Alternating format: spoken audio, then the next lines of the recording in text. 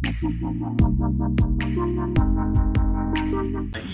haga news ba kalapau tingren bagamdat kan ugo noru ka kejungle ru nagaliang joki brio na po megalia kani kala de ka organized crime ke balong pre plan na ka yeng ka sem joki la de kalok jong tu raja ki blale kani ka jakam bat ni ong yeki bakila panja burong ya ka Meghalaya ke jungi, ya kini langsung jong state Meghalaya ke jungi, ya kemungkinan kibrio ke ban I daga defamation case. Pulit ngau ifi heads up to them. Nomor ba they have done excellent job. Kila tray ban wait ba step, kila here ki tem, kila kiu ki dom, kila lech ki wa banwat ya ka met jungi di bala suspect bisa peniap. Kaya bakado ka hop hi ke ye, ka hop hi the truth prevail.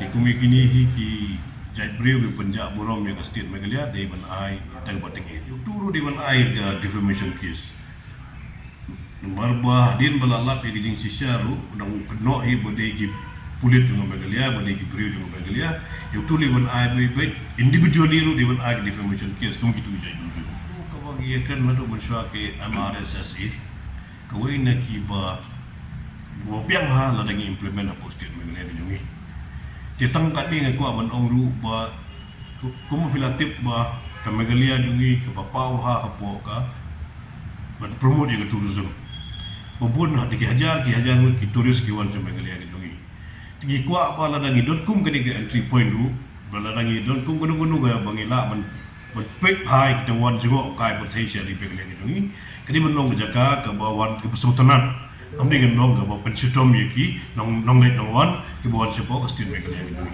It should not be a harass entry point. It has to be a welcome entry point. Ya ada hiban respect kam nok kloy kan ni rengkat buat anu chipper star ngidon baru ka full cabinet ni. Wala di ban sim no kam kloy we kan ni you kena mengilaman dia lakam ya kum gini gini ja ke bawa ja pok ke state Meghalaya ke jungi. Sedang study dia adang dor kat tuan ni ke bengadang dekam benda amendment dan kamu tu kan ni mengenai kamu show ban at di point di kita ingat kemudian ba ong masu le ba you have pet bahan dong sedong kenapa kan wan kan pensuk ikinong lek wan. From the hills of the east, a new voice rises. Hello Meghalaya, our state's first ever OTT platform streaming stories, music and dreams. From folklore to films, beats to breakthroughs, this is where culture meets creativity. Discover award-winning talents, breakthrough creators, and untold stories that deserves to be seen. From soulful podcasts to live stream and dreams.